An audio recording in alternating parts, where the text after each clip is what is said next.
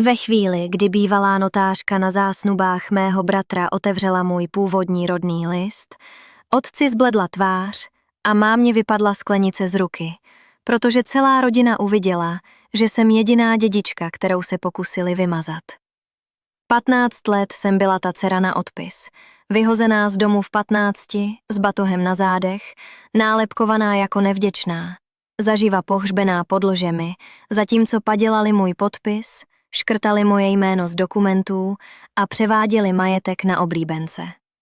Nechtěli mě jen ponížit, chtěli mi ukrást identitu, dědictví i poslední důkaz, že jsem v tom domě vůbec kdy existovala. Jenže zatímco oni si připíjeli, já celé měsíce sbírala razítko po razítku, účtenku po účtence, až jsem na tu oslavu přišla s jediným svědkem, kterého si nikdy koupit nedokázali. Tu noc jsem se nepřišla omlouvat, přišla jsem uzavřít účet. Ve stáří dům vydává víc zvuků než ulice.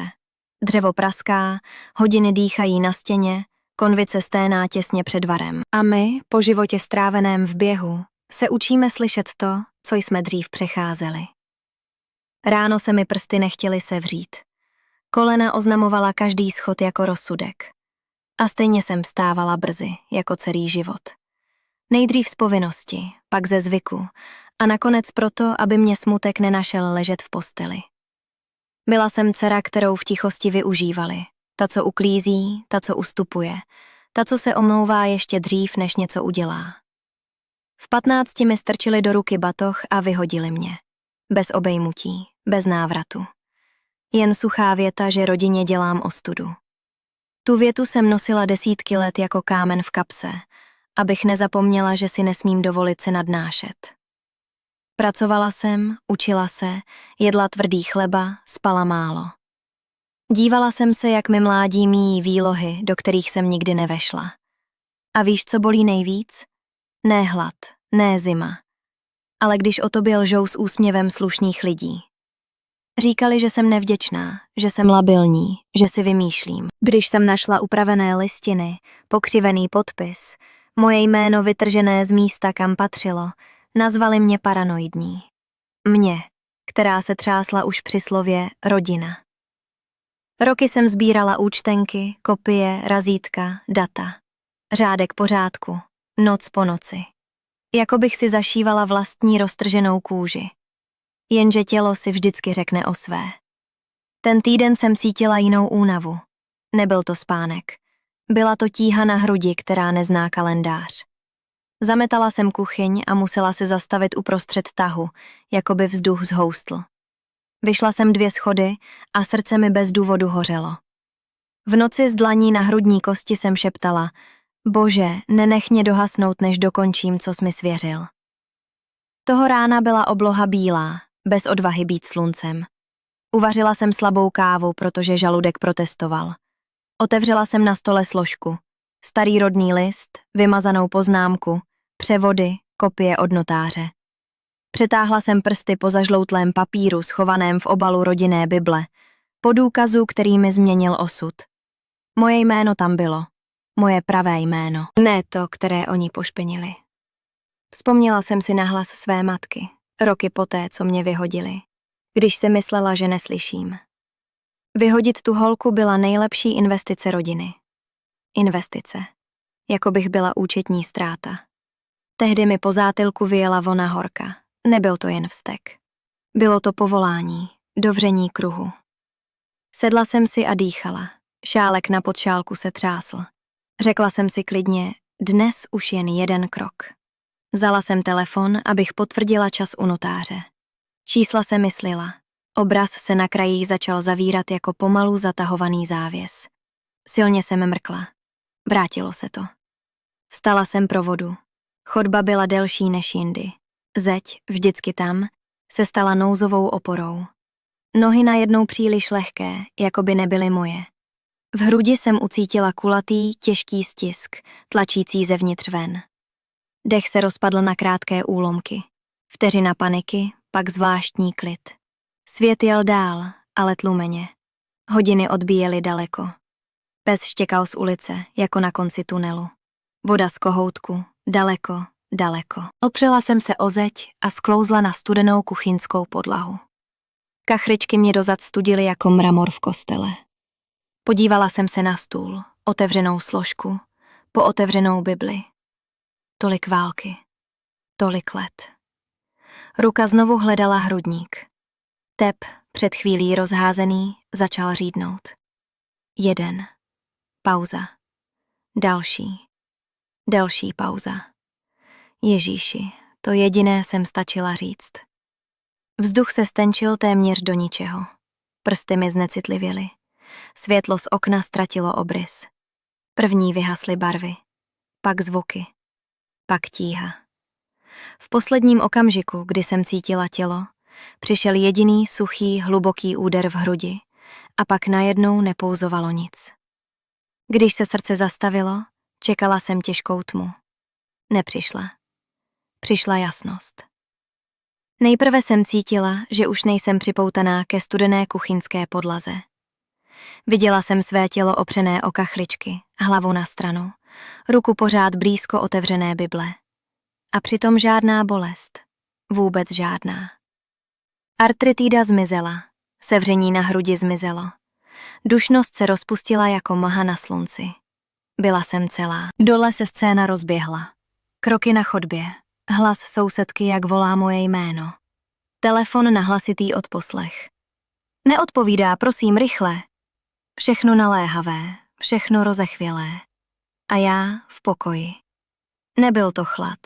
Byl to živý pokoj, který dýchal místo mě. Pak se v okně objevila světla. Lidé vbíhali dovnitř. Vytrénované ruce, krátké povely. Monitor. Bez pulzu. Výboj. Tělo se zvedlo proudem a znovu padlo. Válka, kterou jsem znala jen z filmů, a uprostřed ní moje jméno. Celý život jsem se té chvíle bála. Když přišla, strach nepřišel. Viděla jsem každý detail s ostrostí, jakou jsem neměla ani ve 20. Viděla jsem prach ve vzduchu. Slyšela jsem 2 zvuky najednou, rozruch domu i něžné ticho přicházející odjinud. Cítila jsem alkohol, gumu rukavic, kov a zároveň jemnou vůni, jako mokrá zem po dešti. Odvezli mě. Šla jsem za nimi bez nohou, bez váhy, bez námahy. Siréna řezala ulici, dveře sanitky bouchaly o kov, překrývající se hlasy. Město vypadalo, že křičí. V nemocnici spěch ještě přiostřil. Lehátko na chodbě. Bílé světlo, které řeže oči těch, kdo ještě mají oči z masa. Neodbytné pípání. Propiska na papíře, datum narození, alergie, anamnéza. Jakoby se mnou ještě dalo smlouvat o čase. Slyšela jsem přesně vyslovený čas úmrtí, suchý, příliš malý pro tak velký přechod. Tehdy se ten rozdíl stal absolutní. Na jedné straně tady, hluk, strach, protokol, ruce držící to, co už odešlo. Na druhé straně odpočinek bez viny, bez obvinění, bez ponížení, bez nutnosti vysvětlovat se, aby mě přijali. Poprvé od dětství mě nikdo neobvinoval, že přeháním. Nikdo mi neříkal nevděčná. Nikdo mi nepřepisoval jméno. Moje jméno bylo ve mně celé. Myslela jsem na vyškrábaný rodný list, na padělaný podpis, na roky, kdy mě zaživa pohřbívali u krásně prostřených stolů a falešných přípitků. Čekala jsem, že se vrátí vzdor, ale nevrátil se. Místo něj přišlo porozumění. Jakoby někdo v duši rozsvítil a beze slov řekl: viděl jsem všechno. Viděla jsem svůj život v krátkých záblescích. Ne jako dlouhý film, ale jako koncentrovanou pravdu. Batoh v 15, prásknuté dveře, slabou kávu posledního rána, matčinu větu, ostrou jako nůž, která nazvala moje vyhnání investicí. A ruce, které mi pomohly, když nikdo neviděl. Poctivou notářku, sousedku, která zaklepala včas. Malá milosrdenství, která jsem neuměla správně spočítat. Všechno bylo na svém místě, bez zmatku. A pak nemocnice začala zůstávat daleko, ne v metrech, ale v důležitosti. Zvuk přístrojů slábl, stěny ztrácely sílu. Bílé stropní světlo ustupovalo jinému světlu, hlubšímu, teplejšímu, které nešlo z žádné lampy. Nešla jsem, ale byla jsem vedena. Byl tam směr, pevná něha, jako ruka otce na rameni unaveného dítěte. A čím dál jsem šla, tím živější jsem byla. Ne znovu mladá, víc než mladá, celistvá, bez vnitřních prasklin. Přede mnou se prostor otevřel, jako by se horizont naučil zpívat. Barvy, které neumím pojmenovat, nebyly to barvy odtud, a přesto jsem je poznávala, jako by si moje duše vzpomínala na domov. Slyšela jsem hlasy, ne zmatený dav, ale čistou adoraci ve vrstvách, jako voda, vítr a zbor zároveň. Žádný spěch, žádná faleš, jen sláva. Moje srdce, které už v těle nebylo, hořelo úctou. A tehdy jsem v dálce uviděla světelnou výšinu, jako horu z křišťálu a laskavého ohně, a na okraji toho světla přítomnost. Nebylo to jen světlo, byla to osoba, byla to svatost, byla to láska s vahou věčnosti. Když se ta přítomnost obrátila ke mně, pochopila jsem, že jsem krok od toho, abych slyšela své jméno z jediného hlasu, který nikdy nelže. A pak jsem to slyšela. Ne těmito unavenými tělesnými ušima, slyšela jsem to v samotném středu duše. Mé jméno zaznělo tak, jak na zemi nikdy nezaznělo, bez opovržení, bez spěchu, bez skrytého zájmu, jen pravda. Když mě ten hlas zavolal, všechna obrana padla. Stará zbroj, kterou jsem si stavěla, abych přežila, se sesypala. Nemusela jsem vysvětlovat svůj příběh. Nemusela jsem dokládat dokumenty. Nemusela jsem ukazovat jizvy. On už věděl. Přítomnost přišla blíž a já věděla, že je to Ježíš. Ne proto, že by mi to někdo řekl, ne proto, že bych tomu chtěla věřit, ale protože jsem ho poznala, jako poznáš vodu po letech pouště. Kolem něho bylo světlo, ale nezraňovalo, objímalo. Byla v něm autorita, ale nedrtila, uzdravovala. Zkusila jsem pokleknout a zároveň cítila, že celá moje bytost už leží tváří k zemi. A rozplakala jsem se. Ne strachem, úlevou. Nést celý život nálepku přítěže a pak být najednou viděná jako poklad. Přesně takové to bylo. Před ním se můj život otevřel znovu, ale bez obžaloby. Viděla jsem dny ponížení, prásknuté dveře v 15, noci hladu, stůl, u kterého se smály mé nepřítomnosti, vyškrábaný rodní list, zlo páchané ve jménu rodiny. Čekala jsem tvrdý rozsudek, ale přišlo něco jiného. Přišla svatá, čistá, nezměřitelná láska. Láska, která neoznačí zlo za dobro, ale zároveň mě nezredukuje na zlo, které mi bylo způsobeno. Láska, která dá každou pravdu na její místo a pak se dotkne rány, aniž ji znovu roztrhne. Tehdy jsem pochopila něco, co mě proměnilo úplně. Před nebem jsem nebyla odmítnutá.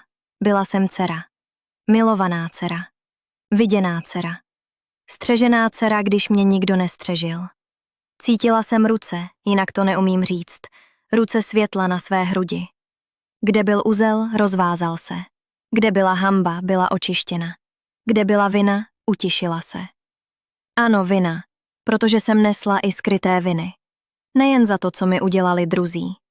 Vinu za vztek, který jsem živila. Za přání pomsty, která jsem držela v tichu. Za tvrdost, která se vplížila do mých modliteb. Všechno vyšlo na povrch a všechno bylo omyto milostí. Milost neznamená schovat pravdu.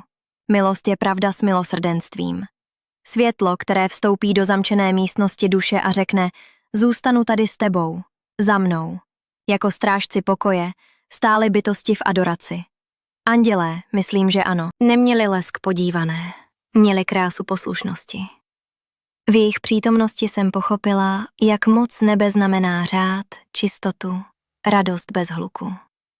Pak mi Ježíš ukázal ještě hlubší pravdu.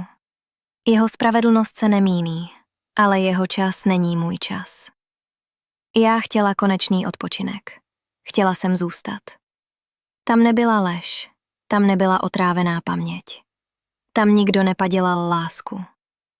Ale on mě přiměl podívat se znovu k zemi.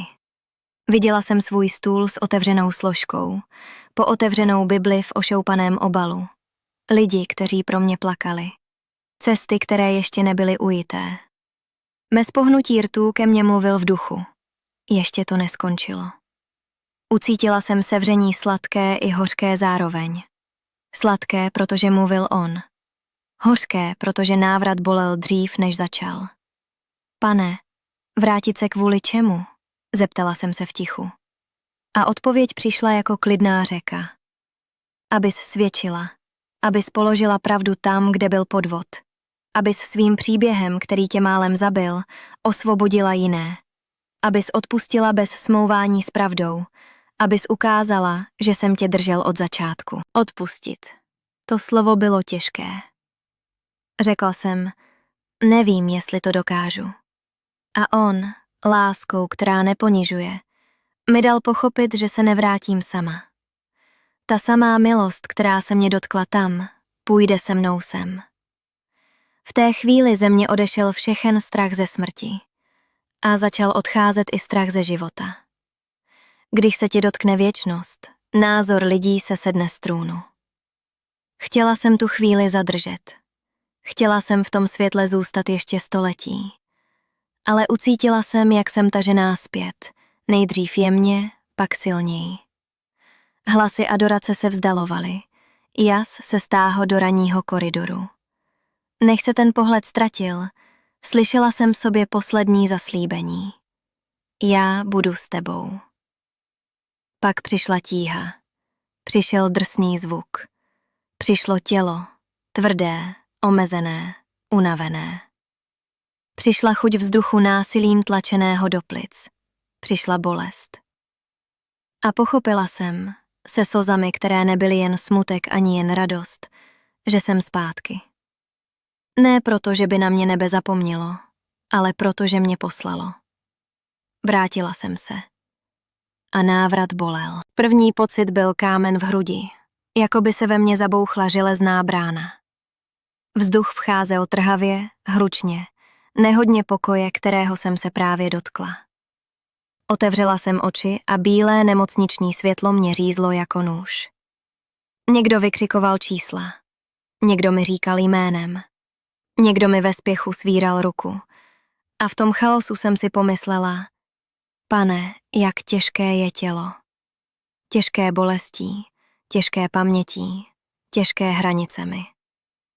Chtěla jsem říct, že jsem byla s ním, ale vyšel jen chraplavý sten, suché hrdlo, těžký jazyk, nepravidelné srdce, jako splašený kůň po závodě. Strávila jsem dny mezi přístroji, jehlami, testy, technickými hlasy. Ischémie, těžká arytmie, riziko. Slova chladná, nutná, ale chladná. Zatímco lékaři ošetřovali mou tělesnou hruď, Bůh léčil hrudník uvnitř. Část mě byla pořád tam, ne aby utíkala před životem, ale aby nesla vůni věčnosti na šatu duše. Slyšela jsem monitory, ale pod nimi bylo živé ticho. Viděla jsem šedé stěny, ale za nimi bylo něžné světlo, které nehaslo. Cítila jsem bolest, ano, ale bez zoufalství. Smrt, která dřív byla černé zvíře na konci chodby, pro mě přišla o zuby. Nestala jsem se nezodpovědnou vůči životu. Právě naopak. Začala jsem ctít každé ráno jako svatou půjčku. Brala jsem léky včas. Rehabilitovala jsem. Naučila jsem se respektovat únavu bez viny. Ale strach, že přestanu existovat, ten den skončil. Po propuštění jsem se domů vracela pomalu. Stejná kuchyň, stejné studené kachličky, stejný stůl se starými stopami. Stála jsem tam s rukou na opěradle židle a zhluboka dýchala. Ne v panice, v bázni. Tam jsem padla. Tam jsem byla zavolána. Tam jsem dostala příkaz. Svědčit. A poslechla jsem. Navázala jsem tam, kde se mělo dokončit. S právníkem, s dokumenty, s notářkou, kterou Bůh zachoval pro tu hodinu. Bez křiku, bez divadla, bez nenávisti jako motoru.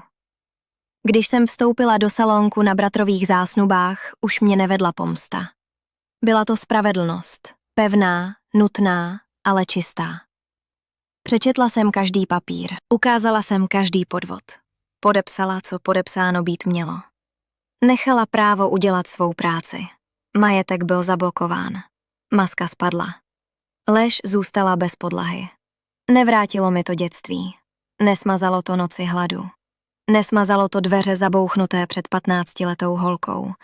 Ale vrátilo mi to moje jméno. Když člověk získá zpět své jméno, získá zpět osu duše.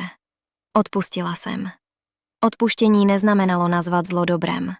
Neznamenalo obětí do rodinné fotky. Neznamenalo vynucené smíření. Znamenalo to odevzdat právo na pomstu do božích rukou. Znamenalo to přestat pít jed a čekat, že zemře někdo jiný. Znamenalo to jít dál bez řetězu na kotníku. Utrpení pro mě změnilo tvář. Dřív bylo důkazem opuštění. Dnes ho vidím jako výheň. Ne proto, že by se Bůh radoval z mé bolesti. Nikdy. Ale proto, že vstupuje do bolesti a mění jámu ve svědectví. Změnil se i život. Dřív jsem žila, abych byla přijata. Dnes žiju, abych byla věrná. A smrt. Smrt je teď hranice, ne propast. Je to střežený přechod, poslední místnost před domovem. Proto k tobě mluvím s klidem někoho, kdo se dotkl obou stran závoje. Pokud tě odmítli, tvoje jméno nekončí v ústech toho, kdo ti ublížil. Pokud o tobě lhali, boží pravda nestárne v žádné matrice. Pokud to vypadá, že nespravedlnost vyhrála, počkej. Nebe pracuje v tichu, ale nikdy zbytečně. Nevzdávej svou duši kvůli temné sezóně.